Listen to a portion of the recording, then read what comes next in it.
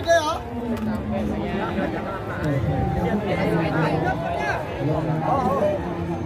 quần đây. Sau đánh quần đây. Con này mình thua rồi nha. Có chân có tay rồi. Đầu hàng chưa? Đầu hàng chưa? Đầu hàng chưa? Cái này cao cao quá. Đủ lưới lên đấy. Con hậu đây.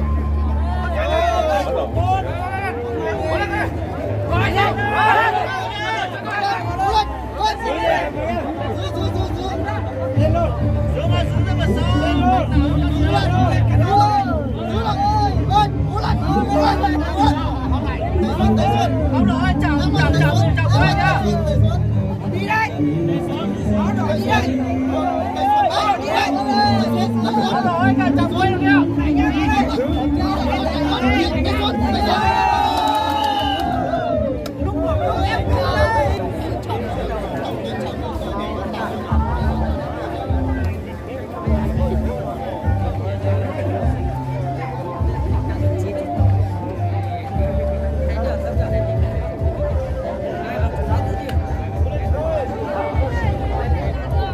Ghê tay cho con vào nhá. Ghê tay con vào.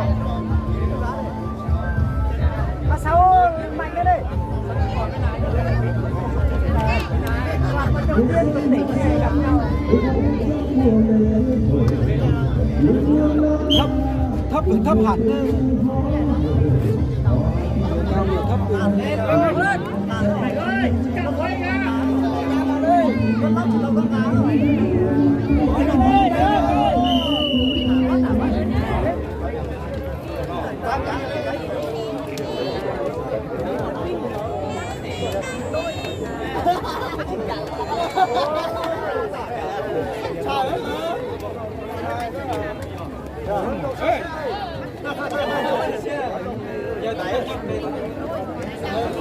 Anh ơi, nó bảo là tỷ số.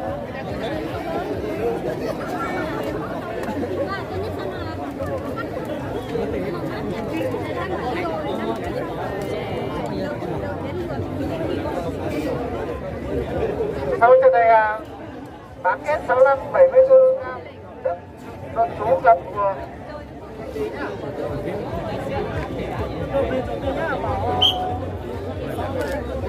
Trời ơi, bay luôn ơi, bay luôn.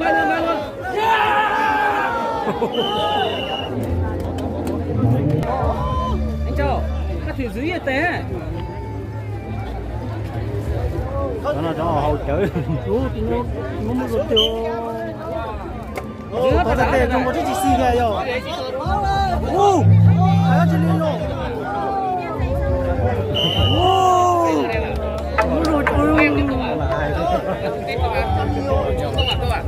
Lấy việc chia đi nào. Miệng su.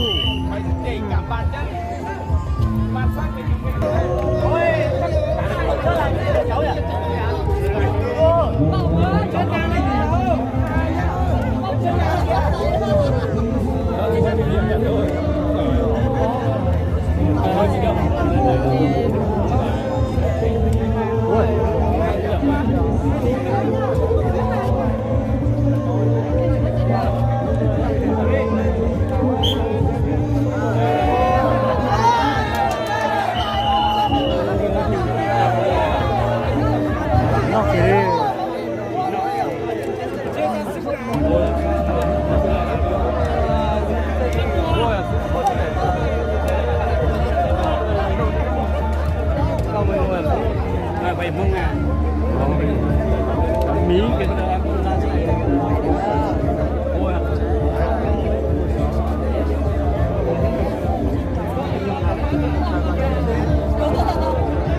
không lòi này vô. Sao không khó đấy. Đó là nhìn nhớ được chứ hả? Nhìn nhớ rồi. Nó giữ nhìn ra tại giờ kênh nằm ở đây tỏi gì xuống rồi nè. Thiếu 5 cân.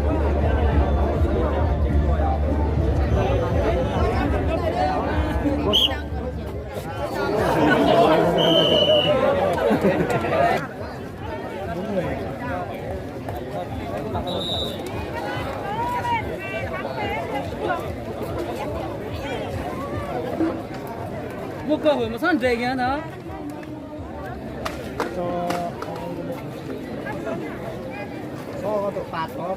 nhà lo cho nhập khởi một tấn đấy có lo cho anh trai một tấn đấy nhà hắn nó gì được không nha nhà hắn nó bắt gì nào khởi mình gì không trả lâu không cả khởi mình gì mà lâu già là một tấn đấy anh chỉ ký có sữa lâu một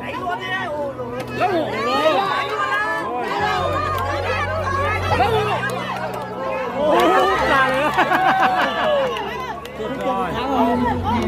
ơi